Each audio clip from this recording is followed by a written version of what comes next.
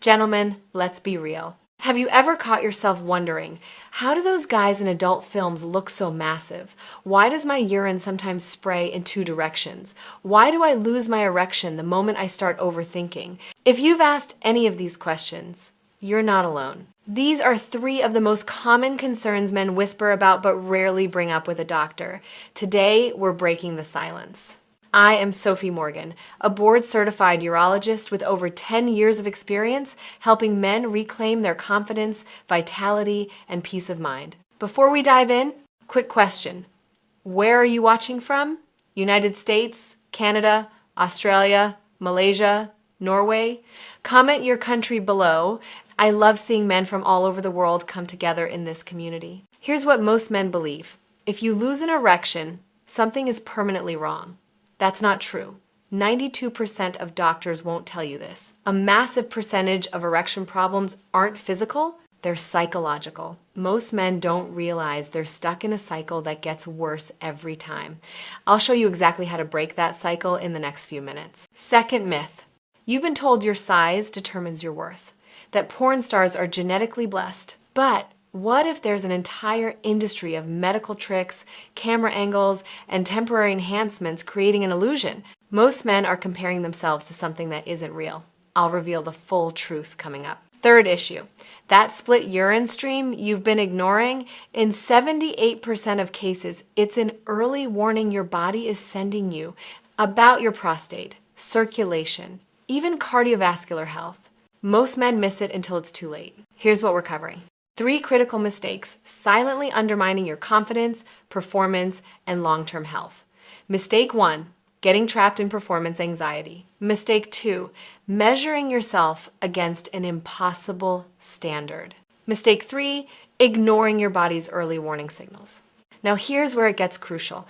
Most men tackle one issue in isolation and wonder why nothing changes. Truth? These 3 are connected. If you don't address all 3, you're leaving 85% of the solution on the table.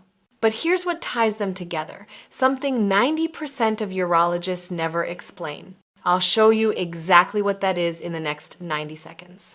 Let's talk about mistake 1, getting stuck in your head during sex. Before I explain what's happening, let me ask. Have you ever lost an erection mid-intimacy and spent days dreading the next time? Type 1 if yes, type 0 if never. I'm asking because men who've experienced this cycle need a different approach than men just starting to worry. Here's what happens. First time your erection falters, it catches you off guard. Maybe tired, maybe you'd had a drink. Your brain files that moment as a threat. Second time, you anticipate it. You're watching yourself perform instead of being present. By the third time, your nervous system shifts into survival mode. When you're in fight or flight, your body prioritizes blood flow to muscles and brain, not genitals. Your nervous system literally tells your penis, this isn't safe for sex. The erection fades, it's not weakness. It's your brain protecting you from perceived danger that doesn't exist. I had a patient, Marcus, 54, from Colorado. He came convinced he needed pharmaceutical intervention, told me, I've tried everything. Nothing works. I asked one question. When was the last time you had sex without thinking about losing your erection? He couldn't remember. This wasn't blood flow. This was psychological loop. We worked 6 weeks. No medications, just reconditioning his nervous system, removing pressure, focusing on intimacy without penetration. Within 2 months, Marcus's erections were stronger than they'd been in years. Not because his body changed, because his mind stopped sabotaging him. Let me ask you something. When you're with your partner, are you present? Or are you watching yourself from the outside, waiting for failure? That's the difference between connection and performance anxiety. So that's mistake 1. But even when men fix anxiety, they still carry another burden, one that runs deeper. Constant comparison to an impossible standard. That's mistake 2. And this next part? This is where most men completely miss the connection between what they see on screen and what's actually happening inside their own body. Most men have measured themselves against what they see. Adult films, social media. You're not competing with biology. you're competing with carefully constructed illusion. First, selection bias. The industry casts statistical outliers. Average erect length globally is 5.4 inches. 99% of men fall between 4.3 and 7.2. Performers sit at the extreme high end. You're comparing yourself to the top 1%. Second, camera tricks, wide-angle lenses, specific lighting, angles that exaggerate size. Think about it. If you filmed yourself from below with a wide lens, you'd look different too. What you see isn't reality. It's curated highlight reel designed to sell a product. Third, medical aids. Some performers use vacuum pumps before shoots. Others use dermal fillers injected into the shaft. A small percentage have penile implants that trigger erection on demand with zero anxiety. Fourth, medications. Sildenafil, Tadalafil.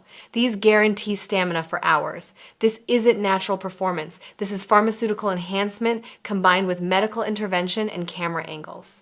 Have you ever felt inadequate after watching adult content? Type 1 if yes, type 2 if never. Because the next part addresses why that comparison is not only unfair, it's medically irrelevant. Your size has almost nothing to do with satisfying a partner. What matters? Blood flow, confidence, attentiveness, willingness to communicate. These create genuine intimacy, not inches. Connection, that's mistake 2. But even if you fix anxiety and let go of comparison, there's one more issue. One most men ignore until it becomes impossible to ignore. Let's talk about mistake 3, ignoring split urine stream. This seems less dramatic, but your urinary system is one of the most sensitive indicators of overall vascular health. Your urethra is like a hose. If there's dried semen, mucus, or inflammation at the opening, the stream splits.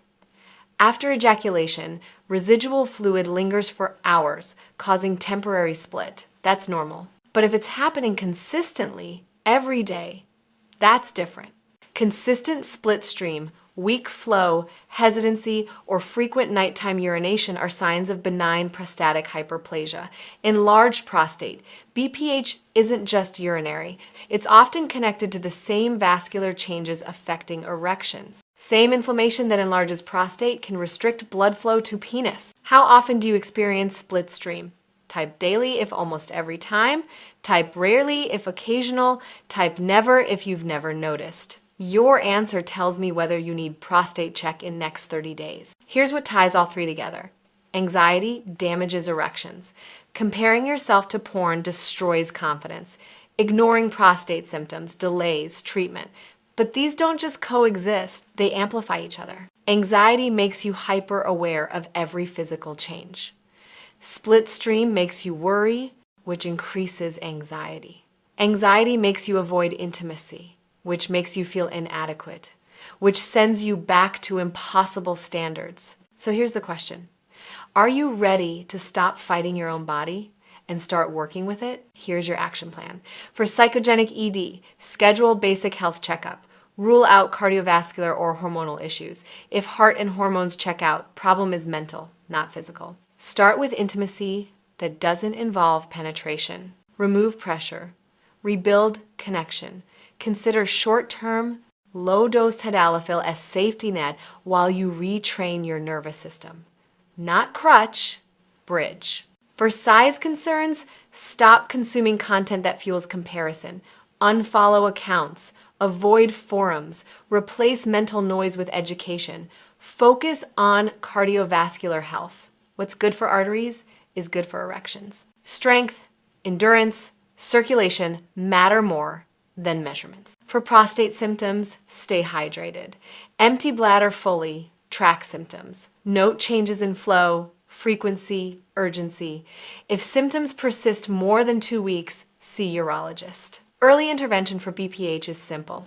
Delayed intervention becomes complicated. Daily supplement strategy for prostate support. Formula with saw palmetto, pygeum, stinging nettle root, green tea extract. These reduce inflammation, improve urinary flow, support long-term prostate health.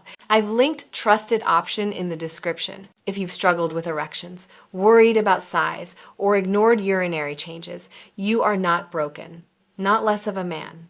These issues are common. They're not weakness. They're signs your body needs attention, care, understanding.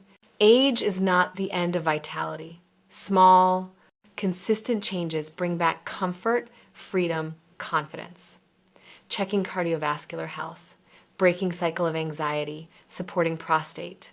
Consistency separates men who reclaim vitality from men who resign themselves to decline. Your body is adaptable. Your mind is resilient.